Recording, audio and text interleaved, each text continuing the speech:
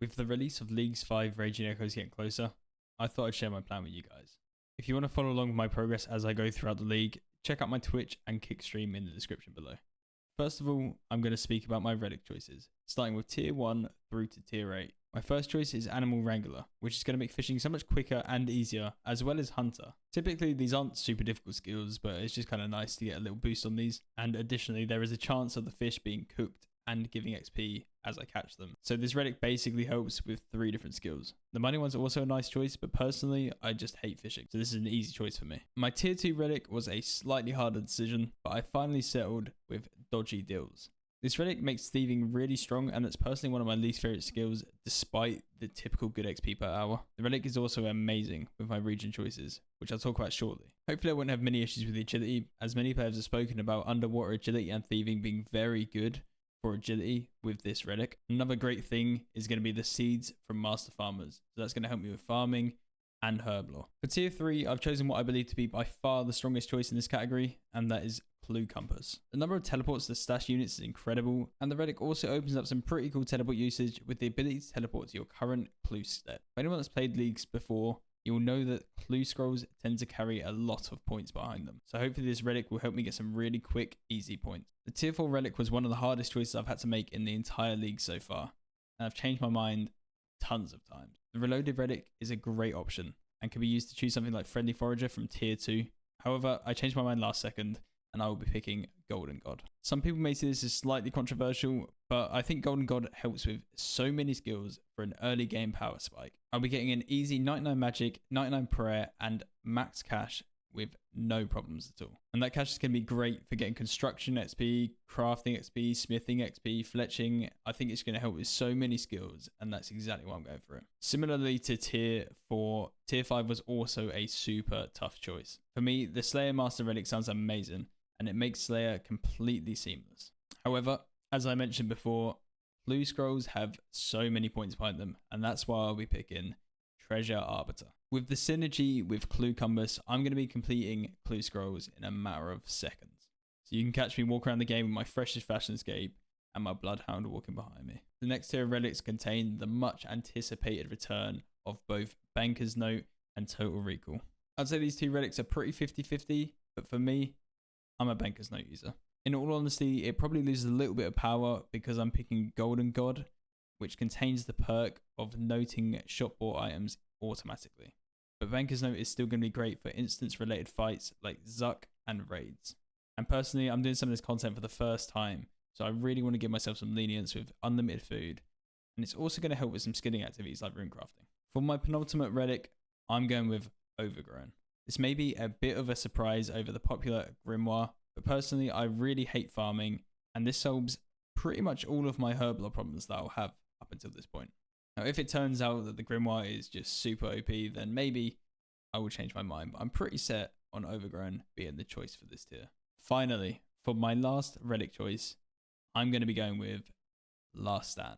Now again, this relic adds a layer of simplicity to those more punishing activities, but what interests me the most is the huge power spike I'll be able to gain. As soon as my stats go up to 255, I'm going to be hitting crazy numbers.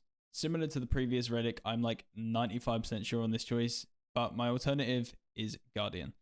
If it turns out that that's way more useful, which it could be, to be honest looking at it, but for the time being, I'm thinking Last Stand just looks kind of fun. So personally, I'm pretty happy with those 8 relic choices. The only skills that will be slightly tougher for me to train are like woodcutting, mining, and firemaking, and typically these are all fairly easy or AFK, so I'm not too fussed. Next up, I'm going to speak about my combat masteries. So from the start of leagues, I've been set on a specific combat style, and that is melee. I'll be rushing my first 6 points into melee, and then probably my last 4 into ranged.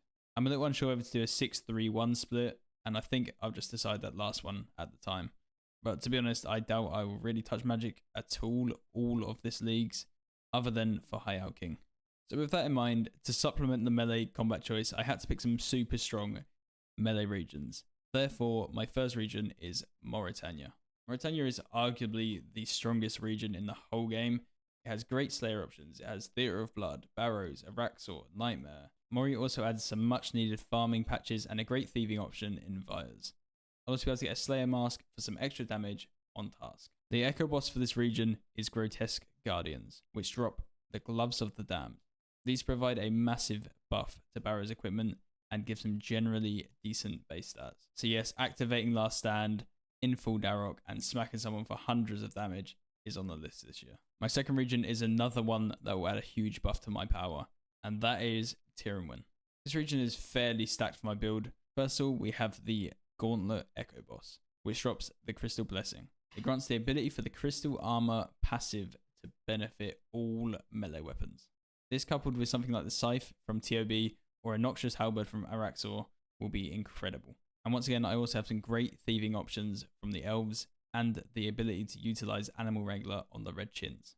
As mentioned before, I have Volcano for mining and also access to pretty much my best in slot ranged gear, the Toxic Blowpipe. This will definitely come in handy for my last region, the Fremennik region. I'm not going to beat around the bush. Anyone that's looked into this year's league knows exactly why I'm picking this region. The Echo Boss drop from the DKs is insane. The Amulet of Monarchs and the Emperor Ring. Both of these items possess ridiculous base stats, which will grant several max hits to both styles that I'll be using. I also have access to Vorkath, which would be a good way to get prayer XP, but at this point I'll probably have 99 prayer anyway, and most of the other drops are fairly useless. We can't forget about the other benefit, which is having Keldagrim unlocked, essentially giving me 99 smithing and construction. Finally, all of the DT2 bosses drop all pieces of the Soul Reaper axe during this leagues, so I have access to the Duke in Fremennik as well. From what I've looked at, the Soul Reaper axe with max stacks is going to do serious damage with melee.